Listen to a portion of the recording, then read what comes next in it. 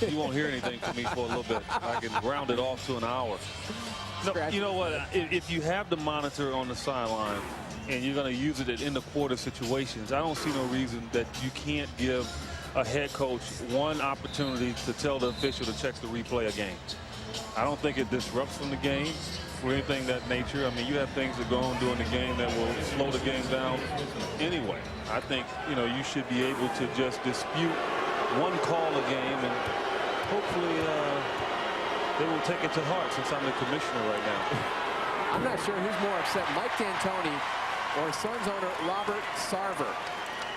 He was just up gesturing toward the officials. Well, can you tee up the owner on the other side? I mean, there have been times you can kick him out. You can kick him out.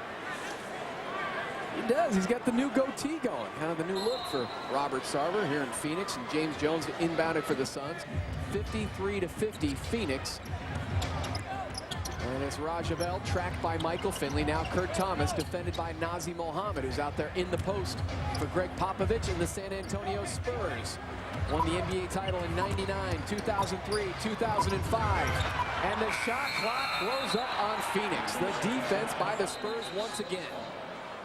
They're really shadowing Steve. And they're sending a big guy over when he gets in the paint, which makes it very difficult for him to get a good look at the rim. And, you know, I think what Steve has to do is just go in and take that little short 12-footer.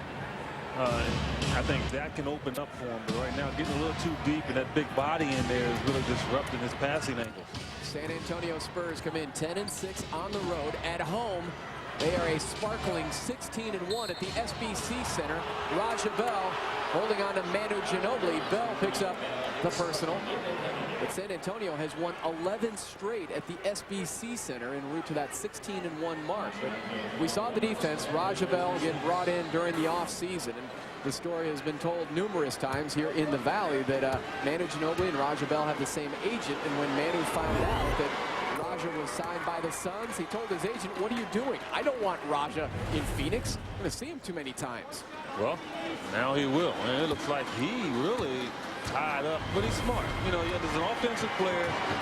The key thing, and I say this all the time, you have to force contact to force the official to make the call, and he's as good as anybody at his size that doesn't.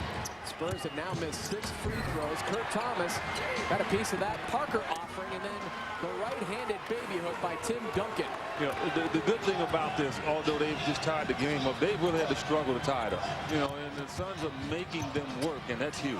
Steve Nash spoon-feeding Kurt Thomas. Another delicious dish there by Steve Nash. Kurt Thomas now with the dozen for Phoenix. You know, let's talk about the Suns defense. Spurs are shooting 37%. So that says something about how the Suns are defending as well. James Jones was right there on Finley for that long fire. The Suns come in with the 6th-ranked field goal defense in the NBA. They have vastly improved in that area, adding players like Kurt Thomas and Raja Bell. Very defensive-minded. Parker trying to swing it over to Tim Duncan, throws it away. Turnover Spurs, that's number 9. Well, one of the first times I think all game long that the Suns really got over and took the angles away from Parker to where he could not get a good look at the rim. Duncan now checks out.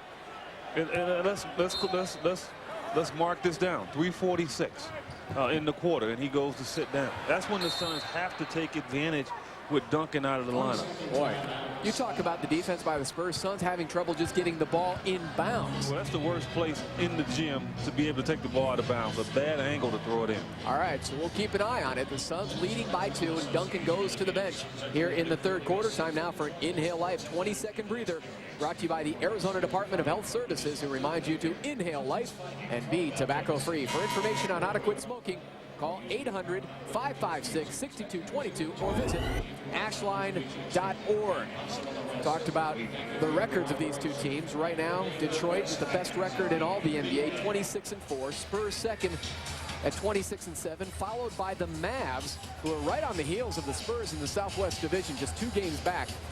Dallas 24-9. The Grizzlies under Fratello 21-10, and then the Suns 5th best record 21-11 coming into this one. You know, the Grizzlies to me is the biggest surprise as the Suns are, because the Grizzlies made some trades and made some moves with some key players, and Steve Garcia, and they're suspension. Then they lose Damon Stoudemire. Yep. Now trying to survive without Stoudemire. Bobby Jackson has been starting at the point.